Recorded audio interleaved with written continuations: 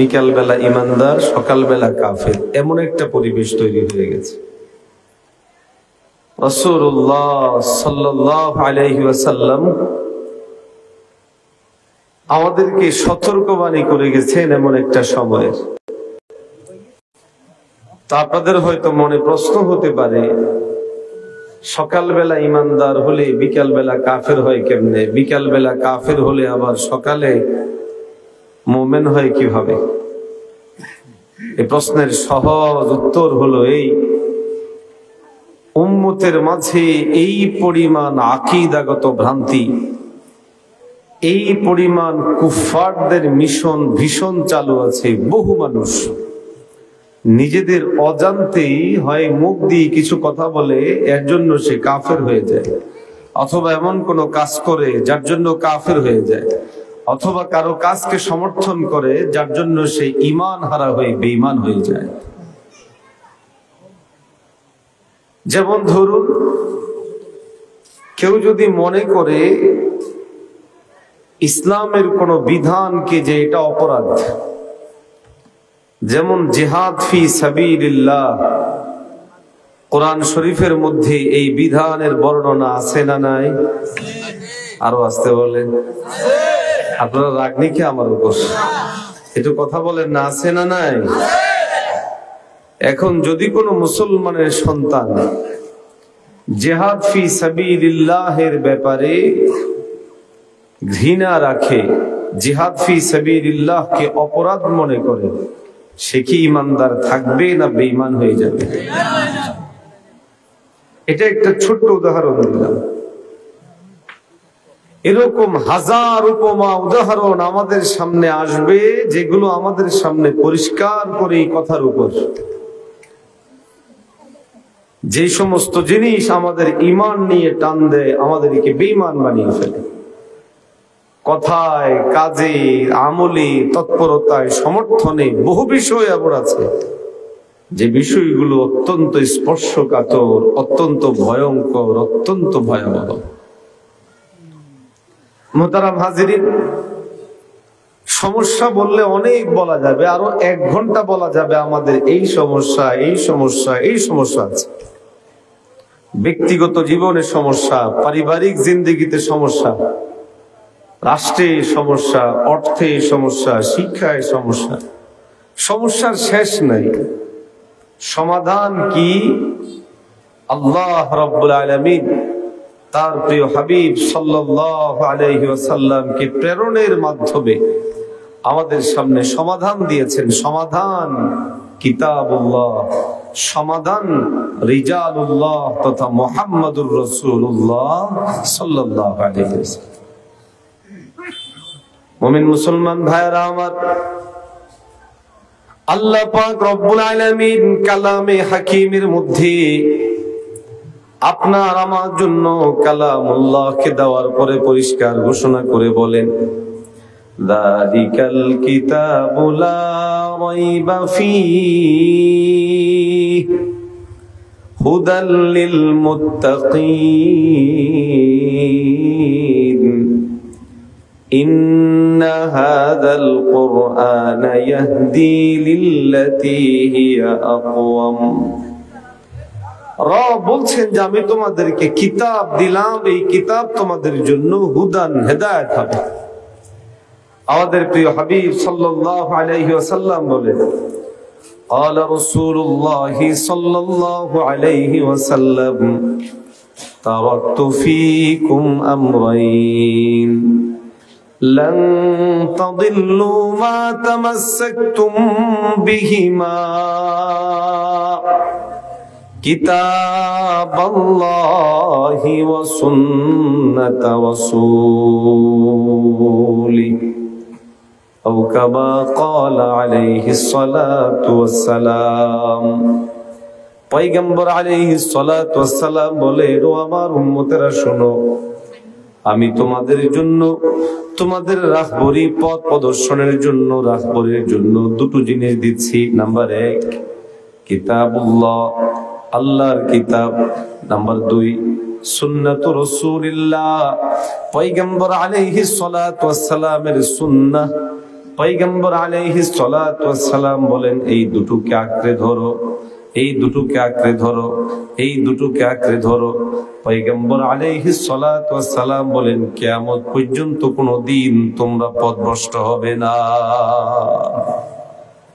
সমস্যা যা তৈরি হওয়ার হয় আমরা যখন আমাদের মূল হাতিয়ার গুলোকে ছেড়ে দিই, কোরআনুল কারীম ছেড়ে ভিন্ন দিকে পা বাড়াই, হাদিস ছেড়ে ভিন্ন দিকে পা বাড়াই, শরিয়াহ ইসলামিয়াকে অবজ্ঞা করে মানব রচিত বিধানের দিকে পা বাড়াই।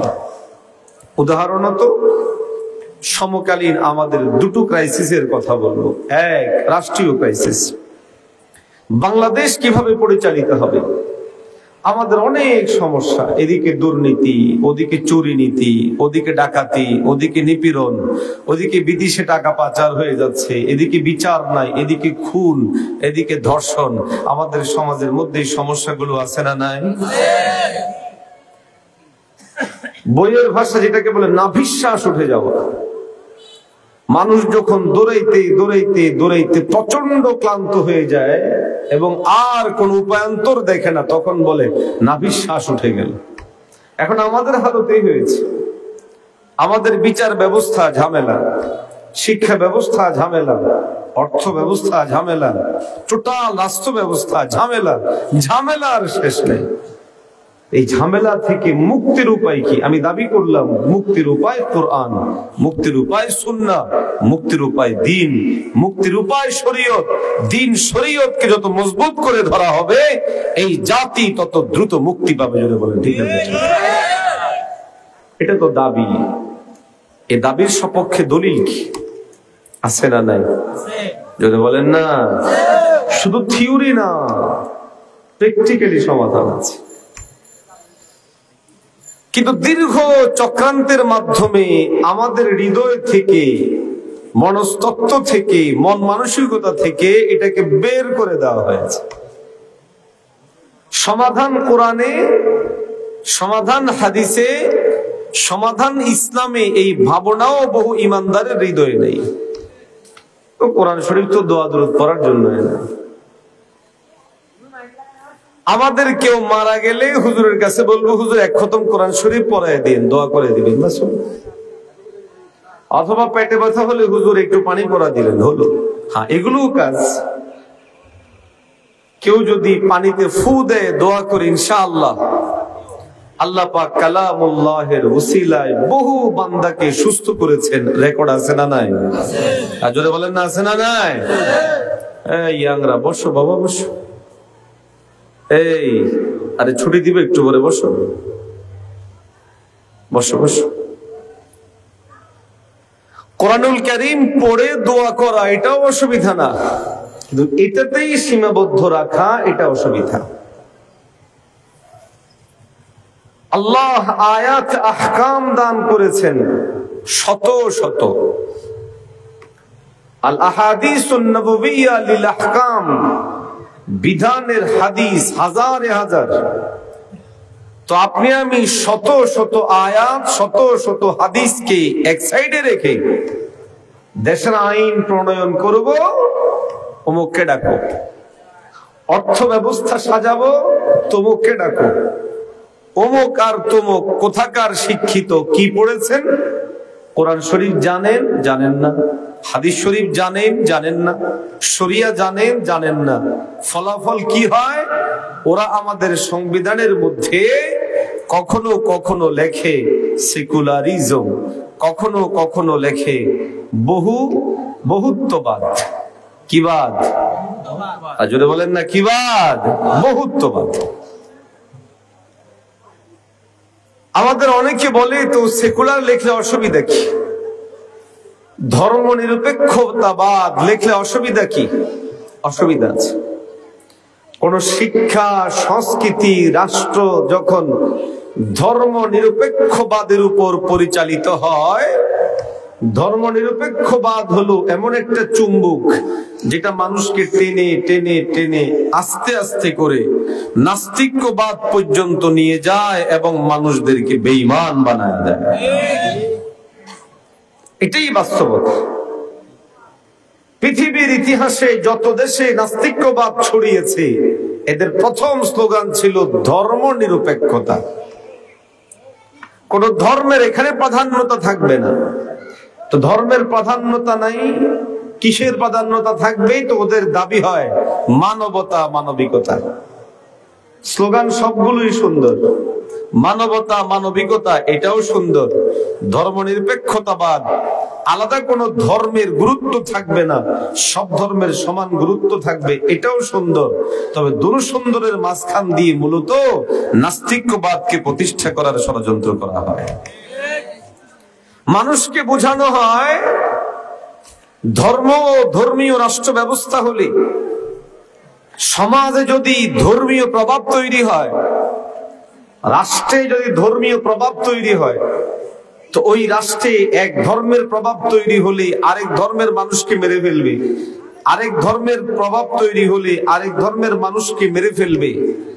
এরকম একটা থিওরি সাজিয়ে মানুষদেরকে ধর্মকেন্দ্রিক রাষ্ট্র চিন্তা, ধর্মকেন্দ্রিক অর্থ চিন্তা, ধর্মকেন্দ্রিক শিক্ষা চিন্তা, ধর্মকেন্দ্রিক ব্যক্তি গঠনের চিন্তা থেকে বের করে দিয়ে উদারমনা করে দেয়।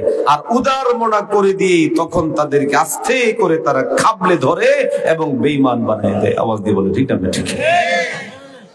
মোহতারাম হাজিরিন, পৃথিবীতে যারা মানবতার কথা বলে, ইতিহাস বলে, এরা কখনোই মানবতার প্রকৃত অর্থে যে মানবতা, এই মানবতা তারা কোনোদিন সুরক্ষা দেয় নাই, দিতে পারে না, দিতে পারবে না। যেমন বর্তমান পৃথিবীর সবচেয়ে মোরল রাষ্ট্রের নাম আমেরিকা। আমাদের অন্তরে যেমন ভারত বিরোধিতা আবশ্যক, ঠিক তেমনি ভাবে আমাদের হৃদয়ের মধ্যে আমেরিকার ব্যাপারে এই ধারণা বদ্ধমূল করে নেওয়া জরুরি। এরা আমাদের আজন্ম শত্রু, কখনো কোনোদিন তারা ইসলাম ও মুসলমানদের কল্যাণকামী হতে পারে না। আর বাস্তবে বলেন, আজরে বলেন না ঠিক না? এই জোর জোর করে ঠিক বলাইলাম। আপনারা যদি ওদের চক্রান্ত গুলো বুঝতেন, আপনাদের চোখের নজরে থাকতো, তো আমার চেয়ে জোরে আপনারা ঠিক বলতেন। এই আমেরিকা আফগানিস্তানে 20 বছর মুসলিম সন্তানদেরকে শহীদ করেছে। এই আমেরিকার সহযোগিতায় আজকে ইসরায়েলের খুন খারাপি চলছে। এই আমেরিকার সহযোগিতায় পৃথিবীর আনাচে কানাচে একের পর এক হত্যাকাণ্ড চলেছে, চলতেই রয়েছে। ফিলিস্তিনে চলেছে, আমেরিকার বিভিন্ন জায়গায় মুসলিমদেরকে কোণঠাসা করে রাখা হয়। এই আমেরিকার তত্ত্বাবধানে ফিলিস্তিনি ভূখণ্ডকে দখল করার জন্য আজকের দিনেও ট্রাম্প যে সিদ্ধান্ত নিচ্ছে, এটা গোটা পৃথিবীর জন্য চ্যালেঞ্জিং। এই আমেরিকা আমাদের বাংলাদেশের পার্বত্য অঞ্চলগুলোকে দখল করে, সামুদ্রিক অঞ্চল সহ এই এরিয়াকে দখল করে পূর্ব তিমুর বানানোর একটা চক্রান্ত চালাচ্ছে। এটা এখনো চালু আছে। এই ডক্টর ইউনূস সাহেবের এই সরকারের আমলেও এটা চালু আছে। এই জন্য এইবার আমাদের 16 ডিসেম্বরে ওই পূর্ব তিমুরের প্রেসিডেন্টকে এনে বিজয় দিবস উদযাপন করা হয়েছে। চুক্তি হয়েছে, বাংলাদেশের যারা পাসপোর্টধারী যেতে পারবে পূর্ব তিমুরে, ভিন্ন কোনো জবাবদিহিতা নাই। পূর্ব তিমুরওয়ালারাও আসতে পারবে বাংলাদেশে, ভিন্ন কোনো জবাবদিহিতা নাই। এটা একটা গভীর ষড়যন্ত্রের অংশ। তো এই আমেরিকা এবং তাদের যেই সাম্রাজ্যবাদী শক্তি যারা আছে, সবগুলোর মেজাজ একরকম। এদের চিন্তা চেতনা যারা, এদের সবার টার্গেটের জায়গা। ধর্ম ভিন্ন, বর্ণ ভিন্ন, দেশ ভিন্ন, ভাষা ভিন্ন, সংস্কৃতি ভিন্ন, কিন্তু শত্রু এক, সেটা হলো মুসলমান। যেমন ধরেন ভারত, ভূখণ্ড আলাদা, ধর্ম আলাদা, বর্ণ আলাদা, সংস্কৃতি সবকিছু আলাদা, কিন্তু এরা যাদের উপর নিপীড়ন করে, কাশ্মীর সহ বিভিন্ন এরিয়া খুঁজলে দেখবেন সবচেয়ে বেশি নিপীড়ন যাদের উপর করা হয় তারা হলো মুসলমান। ওদিক দিয়ে আপনি যাবেন চীনে, চীন ধর্ম আলাদা, বর্ণ আলাদা, রাষ্ট্র আলাদা, সভ্যতা সংস্কৃতি আলাদা, জিনজিয়াং সহ বেশ কিছু অঞ্চল জুড়ে দেখবেন তাদের কর্তৃক যারা নিপীড়নের শিকার তারা কারা? মুসলমানেরা। একইভাবে আপনি ওদিক দিয়ে আসবেন মায়ানমারে, ধর্ম আলাদা, বর্ণ আলাদা, সব আলাদা, কিন্তু শত্রু এক, সেটা মুসলমান। ওদিকে রাশিয়া, শত্রু মুসলমান। এইভাবে গোটা পৃথিবীর বেঈমানদের একটাই মাত্র টার্গেটের জায়গা, শত্রু হিসেবে তারা নির্ধারণ করে সেটা হলো ইসলামকে, সেটা হলো মুসলমানদেরকে। এই জায়গা থেকে উত্তরণের জন্য মুসলিম যুবকদের, তরুণদের, বয়োবৃদ্ধদের, মা বোনদের সবার সম্মিলিত এক উদ্যোগ দরকার। সেটা হলো এই ইসলামী জাগরণ, ইসলামী বিপ্লব। প্রত্যেকটা মানুষের হৃদয়ে ইসলামকে এমন ভাবে গেঁথে দিতে হবে যেন গোটা পৃথিবীর আকাশ জুড়ে শুধু ইসলাম আর ইসলাম উঠতে থাকে। জোরে বলে ঠিক না বেঁচে? এই জন্য আমাদের সন্তানদেরকে দল মত নির্বিশেষে এই কথা বোঝানো জরুরি, তুমি যেই দলই করো আদর্শের জায়গা ভুলে যেও না। তুমি যেই মত পথেরই হও, তবে মূল মত পথ হারিয়ে যেও না। তোমার আদর্শের জায়গা ইসলাম ব্যতীত ভিন্ন কিছু হতে পারে না। আরো আসতে বলেন, আরো জোরে বলেন, হতে পারে। বিভিন্ন দলীয় বিবেচনায় যাকেই তুমি তোমার নেতা মানো, নেতৃত্বের আসনে সমাসীন করো, তবে তাকে কখনো মুহাম্মাদুর রাসূলুল্লাহের আদর্শের জায়গায় আনতে যাও না। বরং এখানে মুহাম্মাদুর রাসূলুল্লাহ তোমার একমাত্র অনুসরণীয় ব্যক্তিত্ব। আওয়াজ দিয়ে বলে ঠিক না বেটা? মুমিন মুসলমান ভাইয়েরা আমার,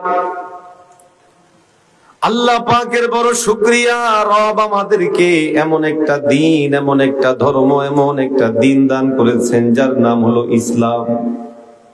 পয়গম্বর আলাইহিস সালাতু ওয়াস সালাম আমাদের জন্য উসওয়া ও আদর্শ। আল্লাহ পাক রব্বুল আলামিন নবীজি মুহাম্মদুর রাসূলুল্লাহ সাল্লাল্লাহু আলাইহি ওয়াসাল্লামকে প্রেরণের মাধ্যমে শুধুমাত্র আমাদেরকে গুটি কতেক আমল শিখিয়েছেন, নামাজ, রোজা, হজ, যাকাত, এমন নয়।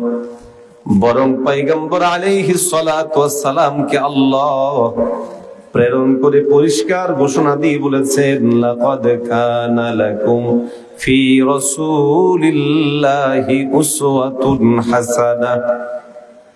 আল্লাহ পাক রব্বুল আলামিন ব্যাপকভাবে বলছেন, তোমাদের জন্য নবীজি মুহাম্মদুর রাসূলুল্লাহ সাল্লাল্লাহু আলাইহি ওয়াসাল্লামের জীবনের মধ্যে রয়েছে উত্তম আদর্শ। এখন এই আদর্শটা আমি কেমনে খাবো, খাদ্য গ্রহণের ক্ষেত্রেও আমার নবী আমার জন্য আদর্শ। আমি কেমনে রাস্তায় হাঁটবো, আমার নবী আমার জন্য আদর্শ। আমি কেমনে বেডে ঘুমাবো, আমার নবী আমার জন্য আদর্শ। আমি কিভাবে হাসবো, আমার নবী আমার জন্য আদর্শ। আমি যখন কথা বলি, কথা বলার ক্ষেত্রে আমার নবী আমার জন্য আদর্শ। আমি যখন প্রস্রাব করি, পায়খানা করি, আমার নবী আমার জন্য আদর্শ। এক কথায় ব্যক্তির নিরেট ব্যক্তিগত প্রয়োজন, পারিবারিক প্রয়োজন, সামাজিক প্রয়োজন, রাষ্ট্রীয় প্রয়োজনের যত ধরনের ধাপ এবং অধ্যায় আছে, আল্লাহ পাক বলেন সমস্ত জিনিসের জন্যই তোমাদের জন্য একটি মাত্র আদর্শ, ওনার নাম হলো মুহাম্মদ। قال الله سبحانه وتعالى لقد كان لكم في رسول الله أسوة حسنة। আল্লাহ পাক রব্বুল আলামিন কালামুল্লাহের মধ্যে অত্যন্ত সুন্দর করে আমাদেরকে জানায় দিয়ে বলে, ও আমার বান্দারা শোনো, তোমাদের জন্য আমি এমন একজন মহামানবকে দান করলাম, উনার জীবনে, উনাদের হায়াতে তোমাদের জন্য রয়েছে উত্তম আদর্শ।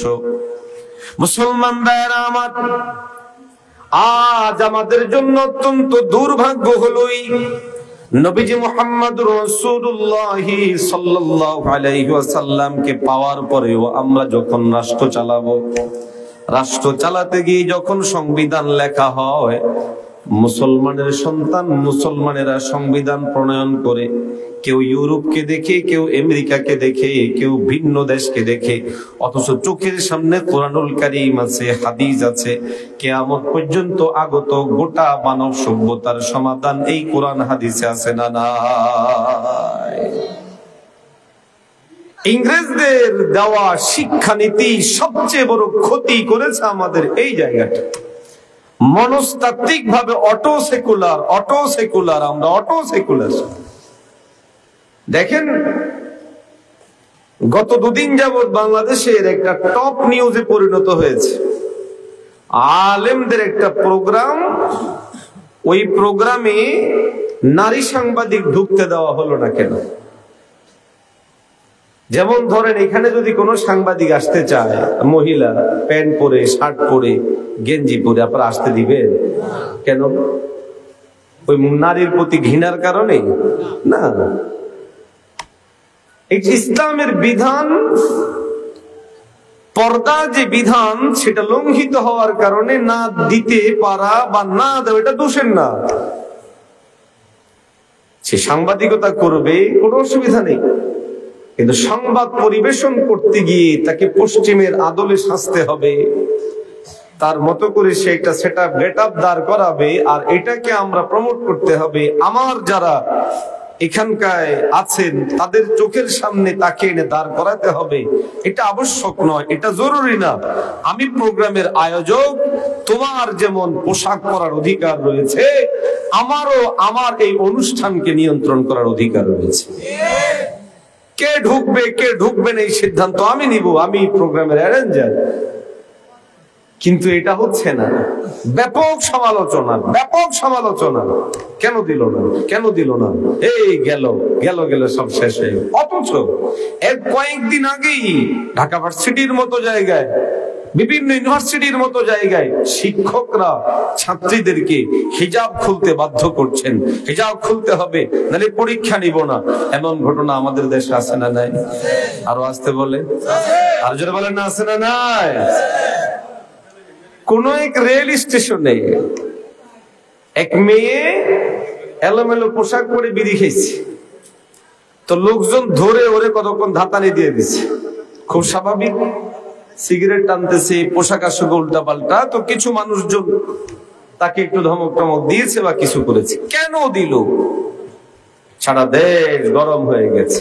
অথচ একটা পর্দানিশীল নারীকে যখন তার অধিকার হরণ করা হয়, পোশাকের অধিকার নষ্ট করা হয়, তখন সব চুপ। কেন? আমাদের চিন্তার বাহিরে আমরা সেকুলার শিক্ষা ব্যবস্থা দ্বারা এমন ভাবে প্রভাবিত হয়ে আছি, আমাদের ইচ্ছার বাহিরে, চিন্তার বাহিরে গিয়েও অটো আমরা তাদেরকে সমর্থন করে ফেলি, সাপোর্ট করে ফেলি।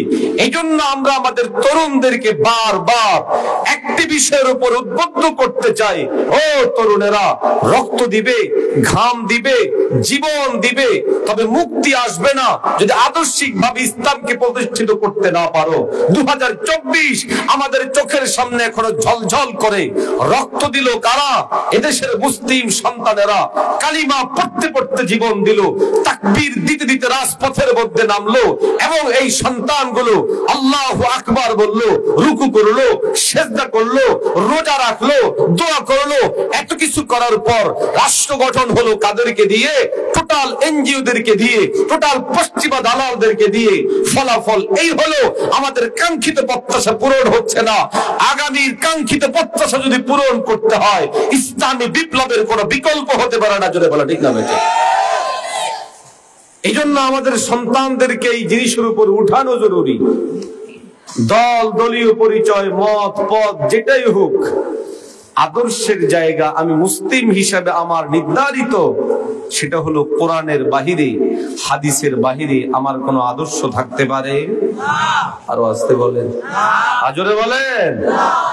মুসলমানের সন্তানের মুখ দিয়ে বের হবে, আমি আল্লাহর সৈনিক, আমি রাসূলের সৈনিক। মুসলমানের সন্তান বলবে না আমি শামসুদ্দোহার সৈনিক, বলবে না আমি আব্দুল সাত্তারের সৈনিক। না, মুসলমান প্রথমেই বলবে আমি সৈনিক কার? আর যদি বলেন কার? আরো আওয়াজ দিয়ে বলেন কার? এই আওয়াজ যদি আমাদের সন্তানদের হৃদয়ে উঠানো যায়, মনস্তত্ত্বে গেঁথে দেওয়া যায়, আর গেঁথে দেওয়ার মতো অনেক সুন্দর উপায় উপকরণ আছে না নাই? আরো আসতে বলবেন। আপনাদের হয়তো প্রশ্ন হবে, সব বুঝলাম, তো রাষ্ট্রের কারিকুলাম, রাষ্ট্র ব্যবস্থার সুসজ্জিত ভাবে পাওয়ার জন্য উপায় কি আছে? আমাদের নবী রাষ্ট্র চালাইছে না চালায় নাই? আরো আসতে বল, জোরে বলেন না। কত বছর? কত বছর? 10 বছর। কত বছর? 10 বছর। এখন আমাদের সমাজের অবস্থা কি? যদি এ মসজিদের ইমাম সাহেব আগামীতে মেম্বারই নির্বাচনে দাঁড়ায়, এর ইমামতি চলে যাবে। কথা বলেন ঠিক না? কেন? মেম্বার সাহেব যদি অন্য কেউ হতে পারে, ইমাম সাহেব হতে পারে না? খতিব সাহেব যদি চেয়ারম্যান হতে যান, খতিব সাহেবকে বহিষ্কার করা হবে। আপনি কেন চাইলেন? কারা করলো? দেখবেন ওদের সুনির্দিষ্ট কোন দলীয় পরিচয় আছে, ব্যক্তিগত চয়েস আছে, সব আছে। কমিটির লোকজন যদি সুনির্দিষ্ট কোন দলমতের হতে পারে, ইমাম যদি সমাজের দায়িত্ব নেওয়ার জন্য অগ্রসর হন, তাহলে সেই ইমামকে কেন রাজনীতিতে যুক্ত হলো এই অভিযোগ তুলে যদি কেউ বহিষ্কার করে, তাহলে বুঝতে হবে এখানে ওই তাদের সেই ষড়যন্ত্রের প্রভাব তাদের মধ্যেও কাজ করছে। আওয়াজ দিয়ে বলে ঠিক না বেটা? মুমিন মুসলমান ভাইরা আমার, নবীজি মুহাম্মদুর রাসূলুল্লাহ সাল্লাল্লাহু আলাইহি ওয়াসাল্লাম দীর্ঘ 10 বছর পর্যন্ত রাষ্ট্র পরিচালনা করেছেন। পয়গম্বর আলাইহিস সালাতু ওয়াস সালাম নবুয়ত প্রাপ্তির আগে সমাজ সামাজিকতা, সমাজের যাবতীয় সেবা যত্নগুলো নিজ জিম্মাদারিতেই করতেন। এই জন্য যখন পয়গম্বর আলাইহিস সালাতু ওয়াস সালামের উপর ওহী অবতীর্ণ হলো, আল্লাহর হাবিব সাল্লাল্লাহু আলাইহি ওয়াসাল্লাম যখন খুব চিন্তিত, পেরেশানিত, অস্থির হয়ে যাইলেন, হযরতে খাদিজাতুল কুবরা রাদিয়াল্লাহু তাআলা আনহা নবীজি সাল্লাল্লাহু আলাইহি ওয়াসাল্লামকে সান্ত্বনা দিয়েছিল, ও নবী, আপনি এত বেশি পেরেশান হওয়ার কিছু নাই। আল্লাহ পাক রব্বুল আলামিন আপনাকে কখনোই অপমান অপদস্থ করবে না, ক্ষতিগ্রস্ত করবে না। ওগো আল্লাহর নবী, আপনি যা যা করেন এর মধ্যে রয়েছে লোকদের সেবা করেন। আপনি আপনার সমাজের মধ্যে যারা দুস্থ আছে, দুস্থ মানুষ যারা আছে, এদেরকে আপনি আশ্রয় দেন, বিভিন্ন সহযোগিতা করেন। আপনার সমাজের কারো মধ্যে যদি কোনো বিবাদ তৈরি হয়, আপনি তখন তাদের মধ্যে পারস্পরিক মিলায়া দেন। স্বজনদের মধ্যে যদি দূরত্ব তৈরি হয়ে যায়, আপনি তাদেরকে কাছাকাছি এনে দেন। মুসলমান ভাইরা আমার, হযরতে খাদিজাতুল কুবরা রাদিয়াল্লাহু তাআলা আনহার বর্ণিত যতগুলো কথা, সমস্ত জিনিসগুলো পয়গম্বর আলাইহিস সালাতু ওয়াস সালামের জন্য উপযুক্ত ছিল। এই সমস্ত কাজগুলোই ছিল সমাজের কাজ, সামাজিকতার কাজ, রাষ্ট্রের কাজ। আজকে আপনি আমি যখন দিনদার শ্রেণী রাষ্ট্র থেকে দূরে, যখন আমাদের মধ্য থেকে যারা আলেমরা তারা সমাজ পরিচালনা থেকে দূরে, রাষ্ট্র পরিচালনা থেকে দূরে, তখন এই জায়গার মধ্যে এসে বসতেছে কারা? সহজ উত্তর হলো এক শ্রেণীর ধান্দাবাজেরা। ঠিক না? আরো আসতে বলে হ্যাঁ, এটা ঘটছে। আপনি দেখবেন শুধু আলেম বলে কথা না, সমাজের মধ্যেও যারা ন্যূনতম শিক্ষিত ভালো মানুষ, ওনারা সামনে আসে না। এটা পচা জায়গা, নষ্ট জায়গা, অথচ এটাই তা দেশের নাভি, মূল। দেশের মোড় ঘুরে যাচ্ছে এই জায়গাটা কারো হাতে দখল থাকার কারণে। তারা এই জায়গা থেকে উম্মতকে ডানে নেয়, বামে নেয়, দাম বাড়ায়, দাম কমায়, ওখানে মদের লাইসেন্স দেয়, ওখান থেকে গান বাজনার আয়োজনের জন্য অনুমোদন দেয়, মাহফিলের জন্য গেলে কয় কে আসবে, কেন আসবে, কত মানুষ হবে, আপনারা দেখবেন, আবার কোন কথা বলে ব্যস্ত লাগাই দেন। এরকম বহু শর্ত আছে না নাই? আজান দিয়ে ফেলছে। আচ্ছা, আমাদের এই মসজিদে আজান দিলে আমরা শেষ করবো ইনশাআল্লাহ। মুহতারাম হাজিরিন, আমার আলোচনার সারমর্ম হলো আদর্শিক ভাবে আমাদের একটা জায়গায় গিয়ে উপস্থিত হওয়া জরুরি। সে আদর্শিক জায়গাটা হলো দল যেটাই হোক। মানুষ তার বিভিন্ন রুচির কারণে, পছন্দের কারণে দল বিদল ভিন্ন কিছু করেন। কি হলো? ও আচ্ছা, বাকি একটা জায়গায় এসে আমরা স্থির হই, সেটা হলো এই, আমরা আমাদের আদর্শের জায়গায় ইসলামকে এবং নবীজি সাল্লাল্লাহু আলাইহি ওয়াসাল্লামকে প্রাধান্য দিব। পারবো না ইনশাআল্লাহ? পারবো না ইনশাআল্লাহ? আমাদের নবীজির হায়াতে সব আছে। কি লাগবে, কি চাই, কতটুকু চাই, সব আছে। অর্থ, স্বাস্থ্য, শিক্ষা, চিকিৎসা, অন্ন, বস্ত্র, বাসস্থান, রাষ্ট্র ব্যবস্থার সামগ্রিক জিনিস শুধু থিওরিক্যাল না, প্র্যাকটিক্যালি আছে। অভাব হলো গবেষণার, অভাব হলো উপস্থাপনের, অভাব হলো বাস্তবায়নের। কারা কারা বাস্তবায়ন করবে একটু হাত তুলে বলেন ইনশাআল্লাহ। আল্লাহ আমাদের হাতগুলোকে কবুল করেন, আমাদেরকে কবুল করেন, আজকের মাহফিলকে আল্লাহ কবুল করেন। ওয়া আখিরু দাওয়ানা।